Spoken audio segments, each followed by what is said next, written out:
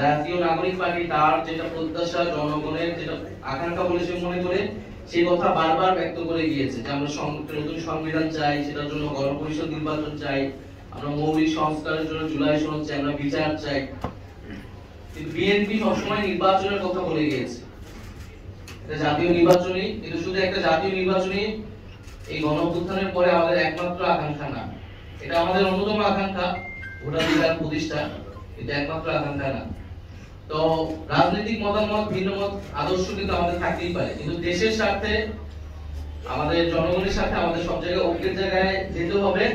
আমরা এটা বিশ্বাস করি এবং আমরা সেই জন্য যে কোনো সময়ের জন্য আলোচনার জন্য আমরা প্রস্তুত আছি। যে গতিতে কার্যক্রম চলছে, আমাদের সেই সমালোচনা সরকারের প্রতি রয়েছে, আবার একই সাথে সেই সহযোগিতাও রয়েছে।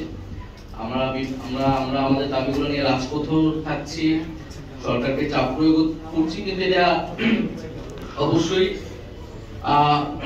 দেশের স্বার্থে, জনগণের স্বার্থে এবং সরকারকে কোনো ধরনের কাজে বাধাগ্রস্ততা আমরা করছি না।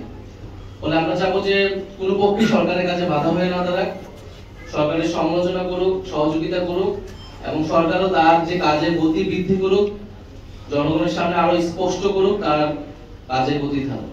বাংলাদেশের জাতীয় নিরাপত্তার সঙ্গে সংশ্লিষ্ট যে বিষয়গুলো আছে, সীমান্তের সঙ্গে ওতপ্রোতভাবে জড়িত করিডোর বা রিলিফ চ্যানেলের কথা বলা হয়েছে, এই প্রত্যেকটা বিষয় যেন রাজনৈতিক দলগুলোর সঙ্গে আলাপ আলোচনা করে তারপরে সরকার সিদ্ধান্তে আসে, এই ব্যাপারে জাতীয় নাগরিক পার্টি এনসিপির পক্ষ থেকে আমরা স্পষ্ট বক্তব্য আগেও দিয়েছি, আজকেও আমরা একই কথা ব্যক্ত করছি যে রিলিফ করিডোর হোক আর হিউম্যানিটেরিয়ান করিডোর হোক, যে সিদ্ধান্তের দিকে সরকার অগ্রসর হতে চায় না কেন, সে ব্যাপারে যেন জনগণের মধ্যে এবং রাজনৈতিক দলগুলোর সাথে কোনো ধরনের ধোঁয়াশা না থাকে।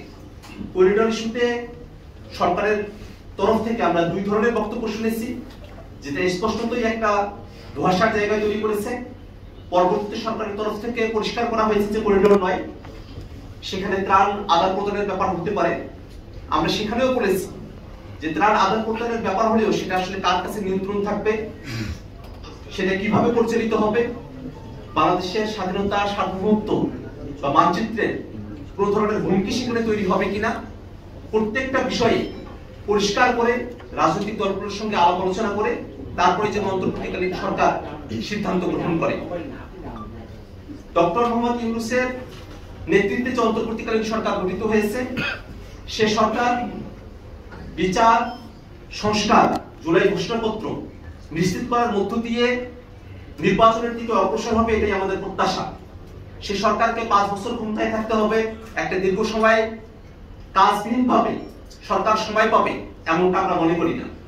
আমরা মনে করি অন্তর্বর্তীকালীন সরকার সময় পাবে তার কাজের ভিত্তিতে, যে কাজের জন্য যে আকাঙ্ক্ষার ভিত্তিতে অন্তর্বর্তীকালীন সরকার গঠিত হয়েছে, সে আকাঙ্ক্ষাগুলো পূরণ করে অন্তর্বর্তীকালীন সরকার তাদের দায়িত্ব সমাপ্ত করে নির্বাচনের দিকে অগ্রসর হবে।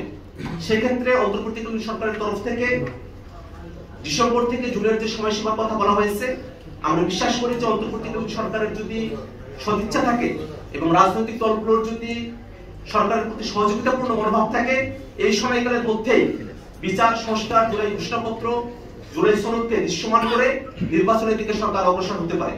অতএব 5 বছরের যে ক্যাম্পেইন বা 5 বছরের যে আলোচনা চলছে, তার সঙ্গে দলগতভাবে জাতীয় নাগরিক পার্টি এনসিপির কোনো সংযুক্তি নেই।